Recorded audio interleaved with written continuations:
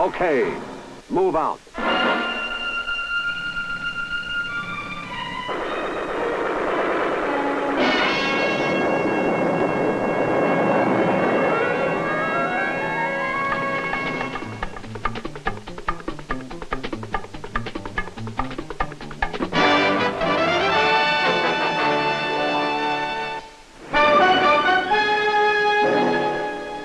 Since 1949, this narrow body of water has been both a symbolic and a realistic moat, separating the Taiwan island complex from the coast of the communist-held mainland of China.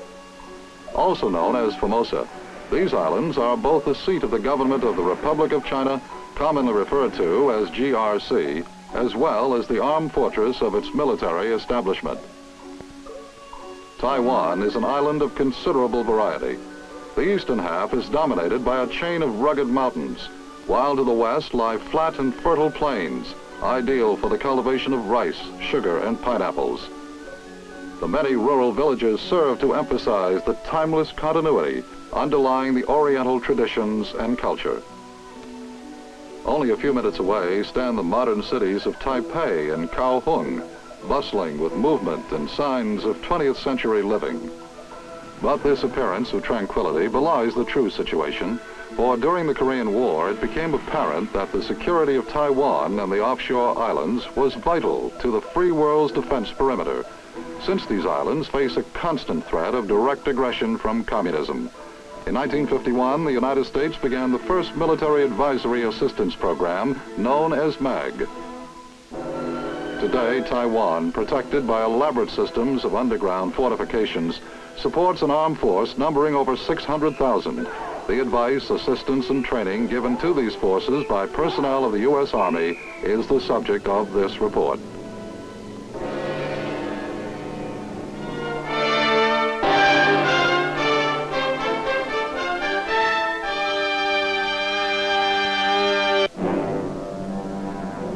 Taiwan's early history is a series of wars, rebellions, and invasions.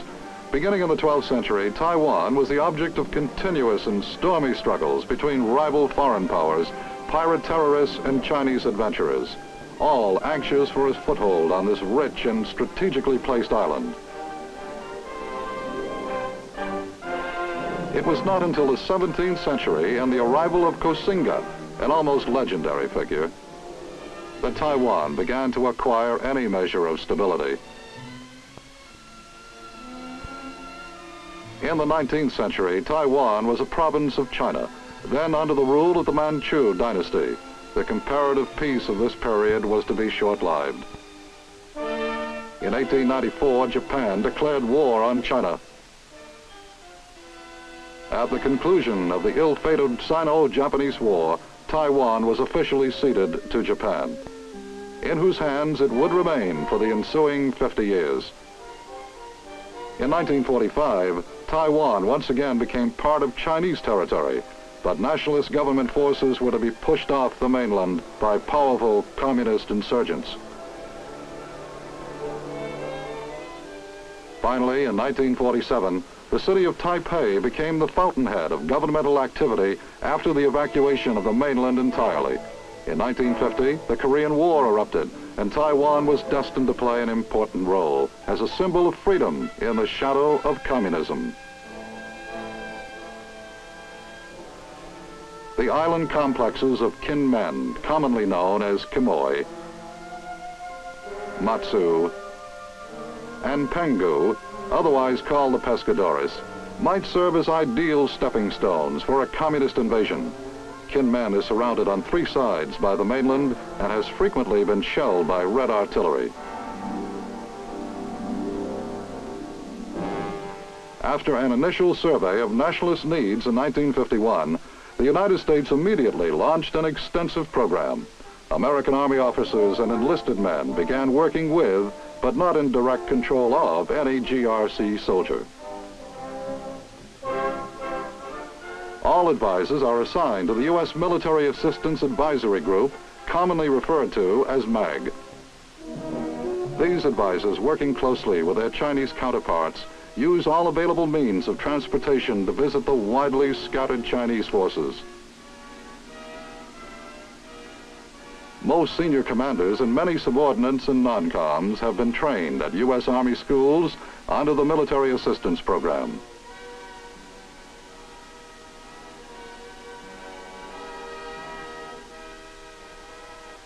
Participation of MAG advisors on Taiwan encompasses the entire spectrum of Army training.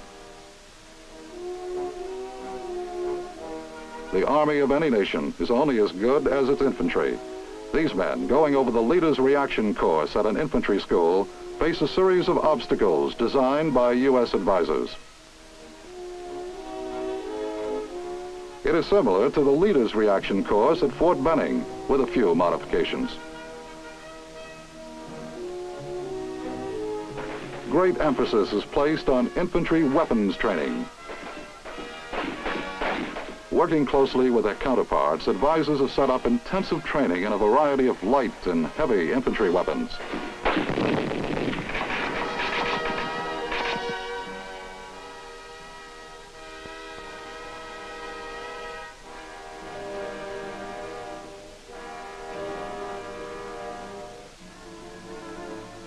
At this artillery school outside the city of Tainan, advisors help instructors conduct a basic artillery course.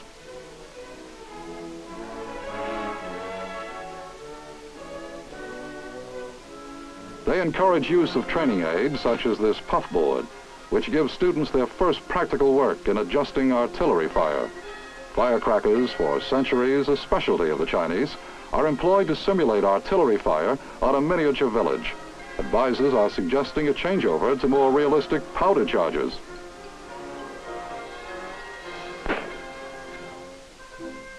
It isn't long before trainees graduate from miniature to real firing.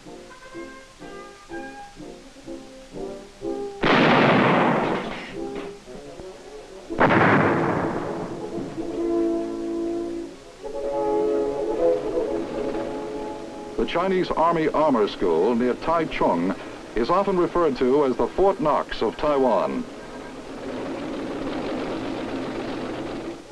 Their basic tank is the US M41, since it is light enough to navigate the island's rice paddy terrain.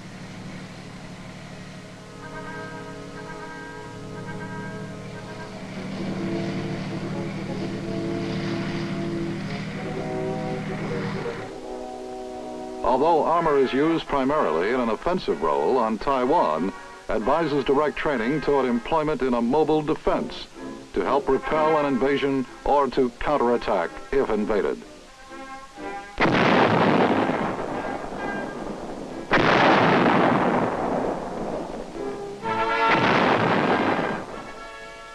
Many tanks used in training have machine guns mounted and synchronized with the tank guns.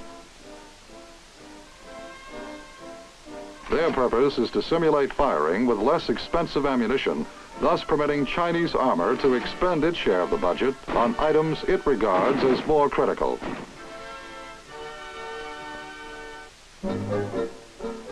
These military vehicles are waiting to be rebuilt at the Chinese Army Ordnance Automotive Base Depot near Taipei. By working with U.S. Ordnance advisors, they have developed an installation with the largest military automotive rebuild capacity in the free world.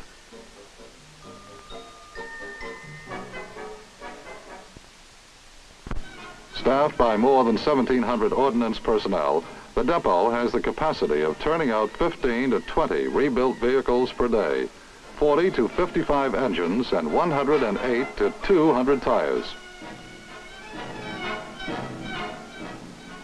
This vehicle, like most, has been completely taken apart all the way to the frame and carefully rebuilt. Now it joins a line of others, rebuilt and ready to be reissued. Ordnance advisors can share a feeling of satisfaction in a job well done.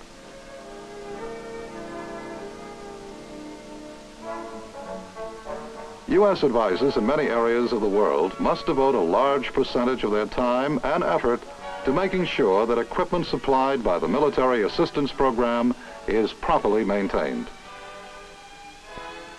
There is probably no better example of this than the guided missile advisor on Taiwan. This Hawk missile site, located on one of the island's highest peaks, literally above the clouds much of the time, is an excellent tactical position.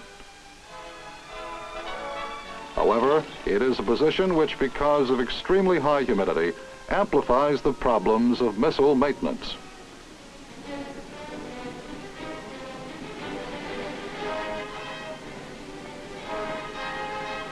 And as with most military equipment on the Taiwan island complex, the maintenance problems are compounded by the necessity of keeping ammo and other materiel in operation readiness at all times rather than in storage.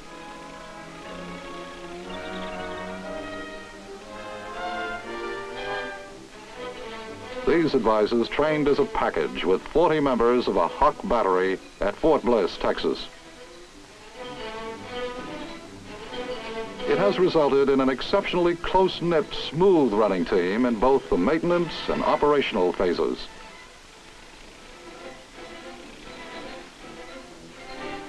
At a Nike Hercules site, crews participate in a practice firing. Just as if enemy aircraft were approaching, they rush out to man the launchers. They are quickly raised for firing.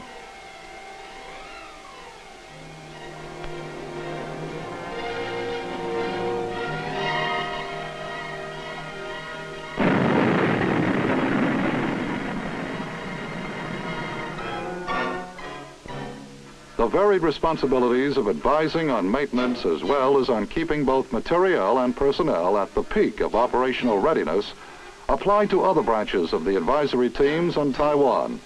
This includes advising Chinese Army units on such activities as engineer, communications, ammo, quartermaster, logistical, chemical, and psychological operations. On Taiwan, psychological advisors are not attached to MAG, but are members of the Taiwan Detachment of Broadcast and Visual Activity. As an advisory byproduct, many U.S. wives conduct English classes for Chinese Army personnel. Military advisory groups on Taiwan devote attention to all phases of airborne training. At the Chinese training school near Pingtung, students learn correct landing techniques as the chief airborne advisor shows them how.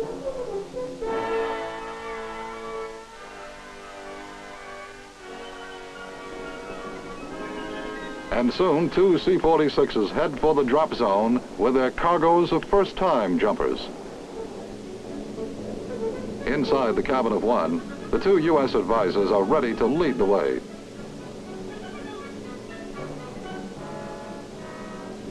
They jump, and the trainees follow.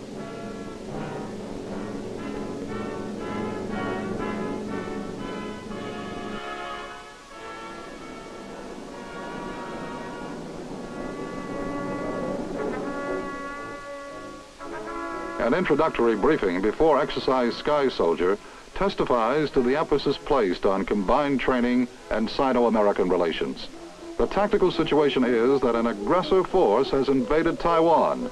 U.S. paratroopers from Okinawa and a Chinese airborne unit will combine in a counterattack. The exercise officially begins as Chinese paratroopers ready to take off for the drop zone have their chutes checked by the jumpmaster.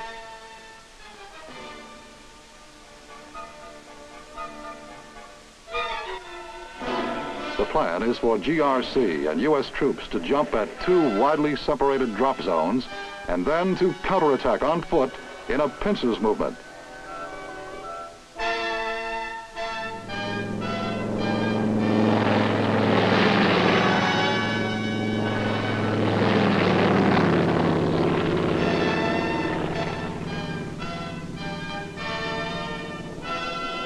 Within a few minutes, aircraft of the Chinese Air Force arrive over the primary drop zone.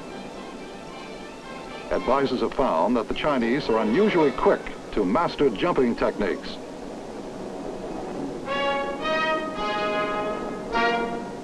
Throughout the exercise, the island civilians are highly interested spectators.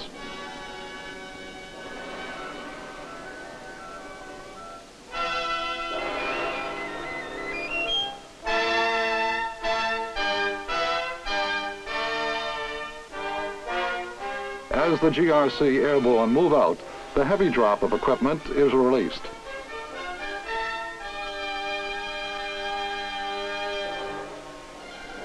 Miles away, U.S. aircraft completing their flight from Okinawa arrive over the secondary drop zone.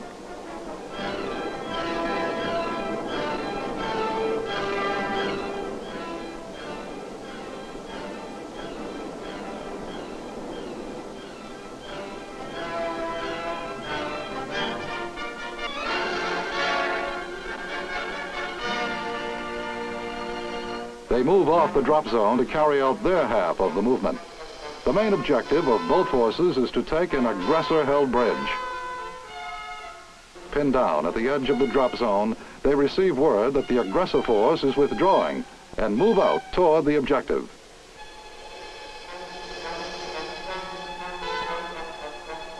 The aggressors retreat toward the bridge under fire by the advancing U.S. paratroopers.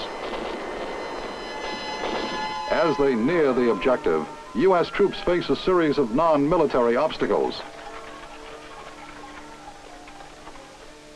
Meanwhile, the Chinese paratroops approach the bridge from the opposite direction. U.S. advisors accompany them during the entire exercise.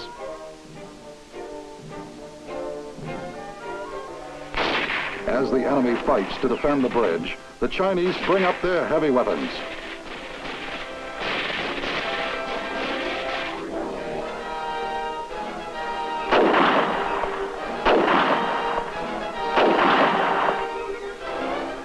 F-100 Sabre jets of the U.S. Air Force support an attack on aggressor positions.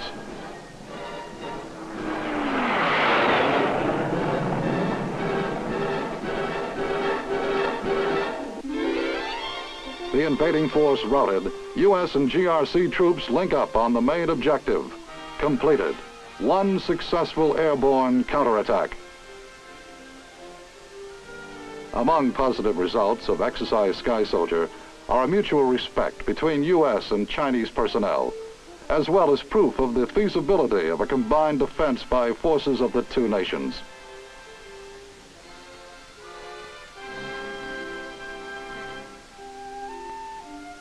About 100 miles across open water from Taiwan lies Kinmen, as well as the other three islands in the Kinmen complex: Little Kinmen, Ta Tan, and Tan. On Kinmen's highest point, a radar site atop a fortress-like structure symbolizes the strategic importance of the four-island complex to the free world. For in addition to the aspects already mentioned, the Kinmen complex provides an observation post from which to keep the Chinese Communist coastal activities under close surveillance. It also adds to the depth of the overall defense of Taiwan. Kinmen proper is about 12 miles long and 5 miles wide at its broadest. Its cliff-like terrain, with a network of underground emplacements, its providentially broad beaches and the Taiwan Straits, is considered by many to be almost impregnable. A land of low rainfall, the island has gently rolling red and white clay farmland on its western coast. Its chief crops are peanuts, sweet potatoes, wheat, and millet. In recent years, its civilian population has become almost self-sustaining.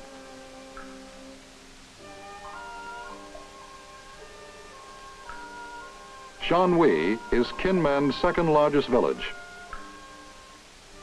In recent years, the government has been in a position to eliminate the ancient specters of disease and unemployment and is establishing better health and sanitation practices.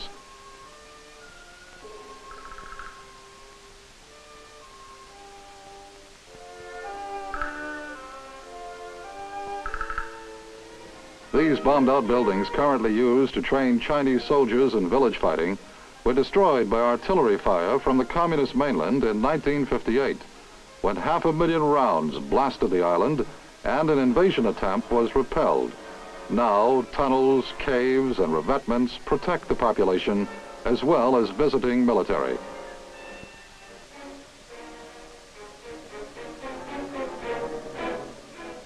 The shelling still continues, but only with rounds filled with propaganda materials and only on odd-numbered days. Most military establishments are located in tunnels or caves to reduce both casualties and damage to materiel, especially if the Chinese Communists should resume the use of high explosive rounds. Although in recent years shelling has been restricted to leaflet-carrying rounds, anyone within the immediate vicinity can be hit by shell fragments. As a result, visits, inspection trips, and resupply activities are scheduled for even-numbered days. The tunnel through which this Jeep is being driven also serves as the entrance to the underground office of the Kinmen Defense Command Advisory Team. Each officer advisor here has taken on 2 assignments because of the relatively small number of advisory personnel in relation to the large number of activities and installations. You are looking at the interior wall of another office, the cave enclosed operations office of a Chinese division. The division advisor and his counterpart climb the stairs from the intersecting tunnels that lead to the office.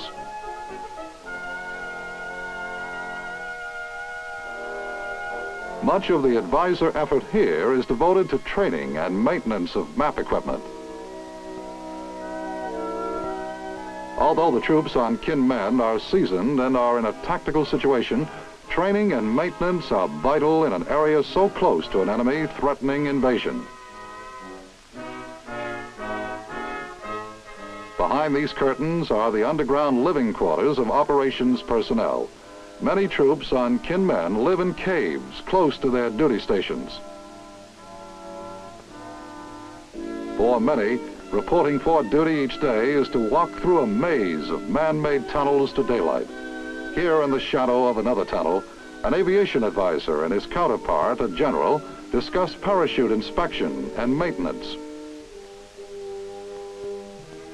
Most Army aircraft are protected by revetments. A sergeant advisor oversees maintenance of an L-19 with his counterpart, who was school-trained at Fort Rucker, Alabama. This is in line with the U.S. Army policy of bringing Allied nationals to the United States for training in operation and maintenance of U.S. equipment.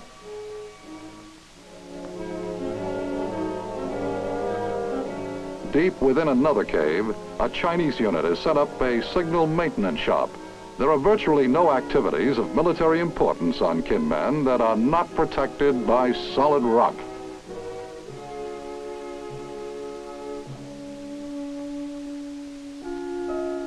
Another typical underground installation is the U.S. Army Communications Center.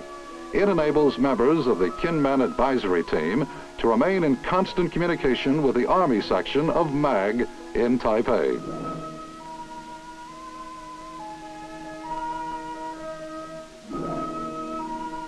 The activities of a Navy medic here illustrate the dedication of U.S. personnel. In keeping with the Navy's mission of administratively and logistically supporting U.S. troops on Taiwan, his original assignment was solely to administer to the medical needs of U.S. personnel.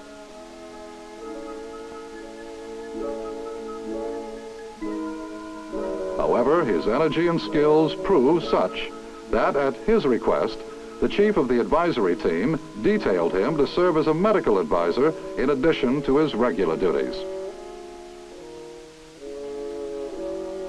Resupplying the large number of military personnel on Kinmen presented a difficult problem until U.S. advisors helped to solve it. Faced with the necessity of moving supplies rapidly across soft, broad stretches of sand, they designed and helped set up a system that enabled an LST to beach, unload, and leave on one tide. This permits work crews to unload in a single, even-numbered day, thus avoiding a conflict with the communist shelling schedule.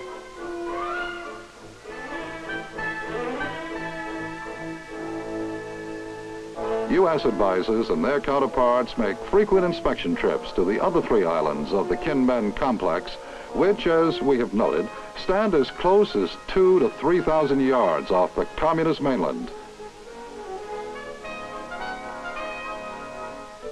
On Taiwan, they visit a psychological operations post.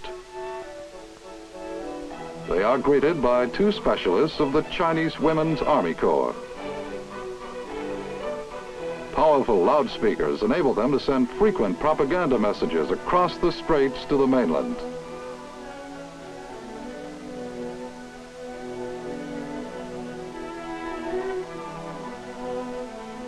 Psychological operations also involve release of balloons carrying scarce items such as soap and toothpaste to the mainland.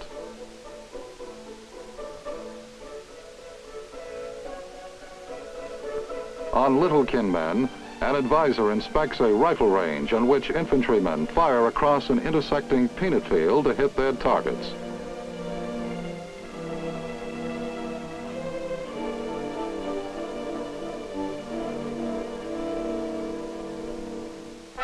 On Tan, an advisor inspects several outposts from which observers keep the communist coastline under constant surveillance.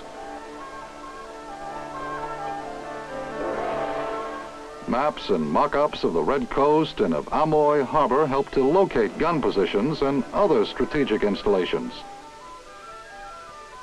They can see that all is quiet and the situation normal along the communist coastline.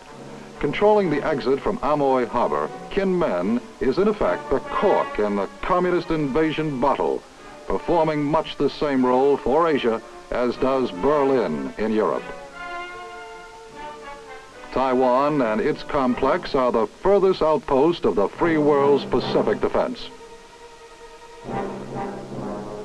In April 1961, Lyndon B. Johnson, then Vice President of the United States, after a fact-finding tour of Southeast Asia, reported to President J.F. Kennedy, "The battle against communism must be joined in Southeast Asia with strength and determination to achieve success there, or the United States inevitably must surrender the Pacific and take up our defenses on our own shores. Asian communism is comprised and contained by the maintenance of free nations on the subcontinent. Without this inhibitory influence, the island outposts, Philippines, Japan, Taiwan, have no security, and the vast Pacific becomes a Red Sea."